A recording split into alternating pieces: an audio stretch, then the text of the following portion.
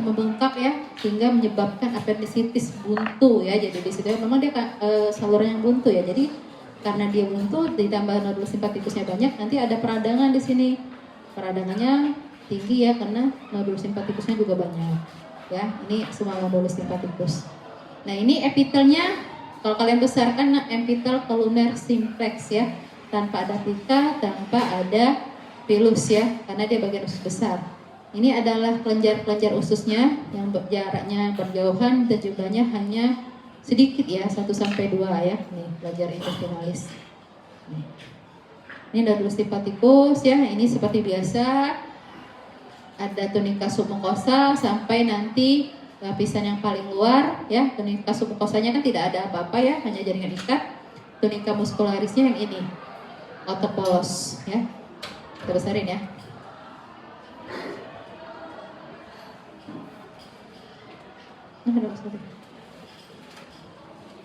Nah ini ya, ini otot polos ya, udah ya.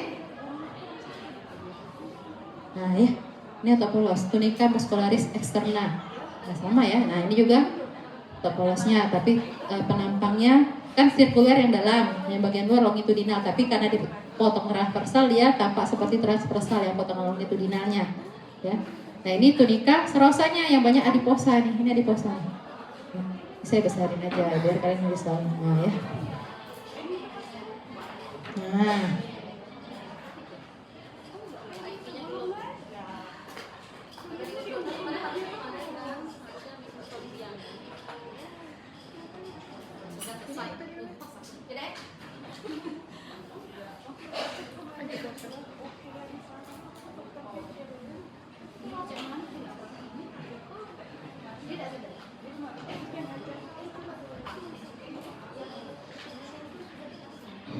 Nah ini apalah kira-kira, bagian apalah kalau misalnya ini kalian lihat ini. Preparat apa kira-kira? Kalau saya potong seperti ini saja, lihat nih. Apa? Apa? Halo, gak apa jawab aja apa? Kolon ya. Ini kan kelenjar intestinalisnya tinggi-tinggi ya, ini sel gobletnya ya besar-besar ya, panjang dan dalam-dalam ya. Epitelnya sama koluner selapis nih ya, epitel ya. Nih epitelnya. Kemudian sebenarnya ini preparat Ubergam ya. Jadi sebenarnya kolon bagian rektum ya. Rektum kan nanti bertemu di, nah ini Ubergamnya. Terjadi perubahan epitel ya pada daerah tersebut. Itu namanya junction atau Ubergam. Jadi epitel koluner pada rektum berubah menjadi epitel squamous complex pada bagian kanalis anusnya di sini. Ya. Ini jadi anorektum junction atau rektum anus Ubergam. Nah, ya. Oke. Kemudian ini adalah otot polos ya, ini musculus sphincter ani internusnya ya, yang terdapat pada masih di bagian arah rektum menuju ke anus ya. Jadi hanya ada otot polos, otot rangkanya tidak ketemu saya sini, tidak ada, mungkin terpotong ya. Harusnya kalau musculus sphincter ani externus kan ototnya otot rangka untuk membantu proses defekasi. Ya, seperti itu. Ini hanya otot polos. Kalian dibesarin otot polos kok. Nah ya, bentuknya kan seperti silinder ya. Otot polos kan silinder dengan inti di tengah. Oke, sekarang lanjut ke preparat berikutnya.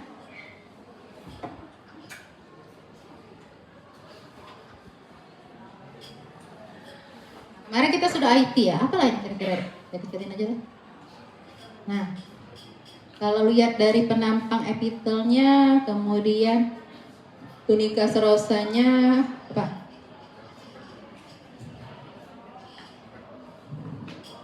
Apa? Ya, kandung empedu atau gallbladder.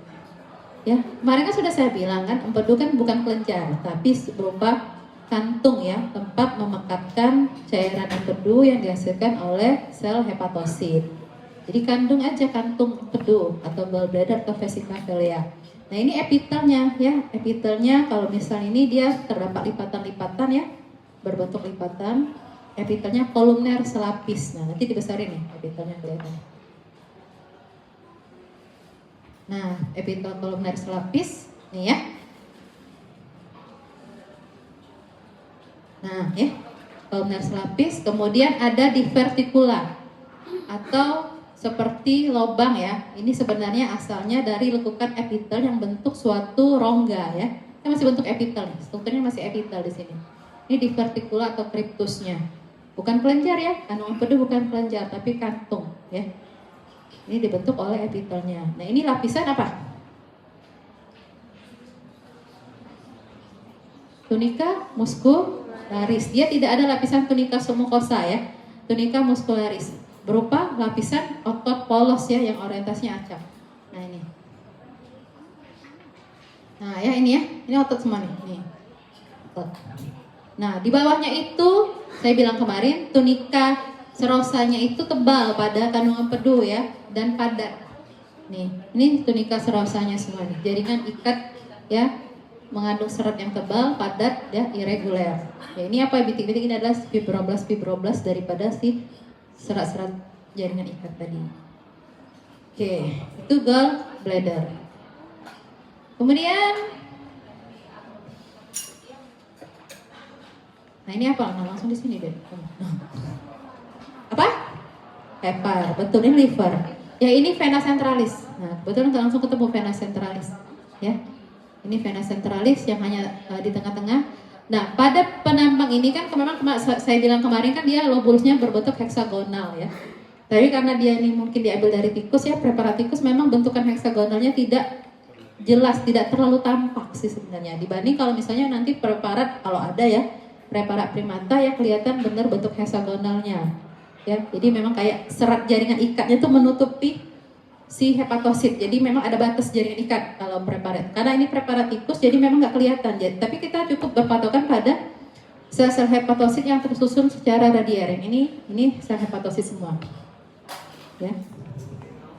Nah ini adalah area porta. Lihat susunan yang ada 3 ya, itu adalah area porta yang terdiri dari apa kemarin? Apa adik-adikku? Apa dek? Vena porta hepatis, arteri hepatika, dan ductus biliaris. Nah ini kebetulan nempel ya vena portanya ya. Vena porta, area portanya nih. Ini 1, ini 2. Kebetulan nempel ya. Ini adalah vena centralis. Ini adalah arteri hepatika, ini ada ductus biliaris ya. Kalau ductus itu masih ada struktur seperti susunan epitel kuboidnya di sana. Ya, masih ada inti-intinya. Ya, ini sama ini vena centralis, ini arteri hepatika, ini ductus biliaris. Ya, kebetulan dia nempel ya. Nah, yang ini apa deh yang merah-merah ini? Merah-merah. Semua merah, Dok. Besarin aja lah. Yang ada inti selnya apa? Nah. Yang ini? Yang petak-petak ada inti sel? Apa? Hepatosit. Atau sel hepar yang menghasilkan salah satunya itu cairan empedu ya. Nah ini yang putih-putih melati. Apa? Sinusoid. Oh. Ini sinusoid ya deh ya. Saluran darah berkelok. Ya. Yang saya bilang kemarin ya, kan sudah kuliahnya. Untuk menghantarkan darah ya dari vena porta menuju ke vena centralis nantinya. Sudah selesai.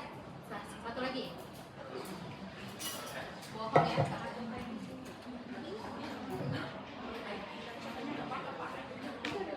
Aduh. Tak ngerti dah kayak mereka.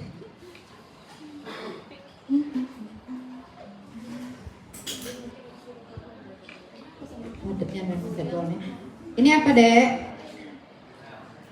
Pankreas ya. Asinusnya asinus rosa. Nanti ada bagian seperti pucat ya, lebih pucat dibandingkan asinus rosanya ya. Nah itu adalah pulau-pulau Langerhans atau eastern of Langerhans.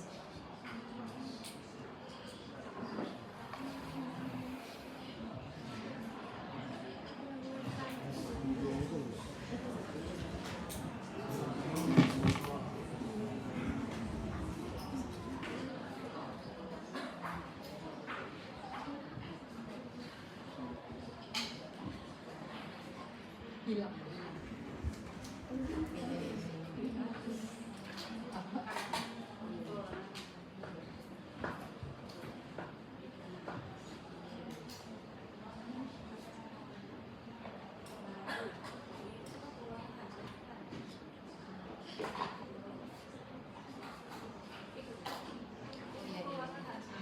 ini ya, ini state of Langerhans atau pola-pola pankreas ya. Memang agak susah deh nyarinya deh. Tadi ada yang jelas sih sebenarnya ya. Nah ini state of Langerhans kan kayak ada batas ya. Dia lebih pucat dibandingkan asinus rosa. Ini asinus rosanya, pankreas eksokrinnya. Nah ini yang tengah-tengah, ini sentral asinus, sel sentral asinus.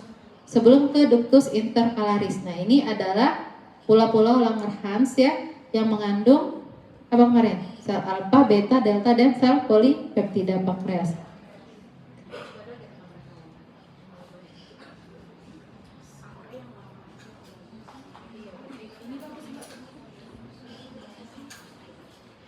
Ini memang iya Pak Farhan.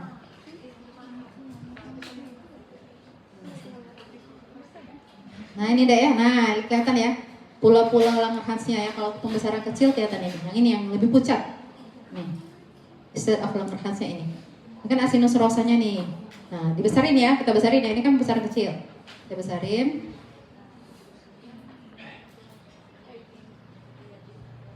Nah, kan lebih lihat ya, lebih banyak selnya ya. Nih, dibanding. Nah, ini ya, ini state of Langerhans atau pola-pola pankreasnya. Nah, ini juga yang atas ini. Oke ya, nggak bisa dibedakan ya, sel alfanya mana, sel betanya mana, itu hanya IHK bisa dibedakannya.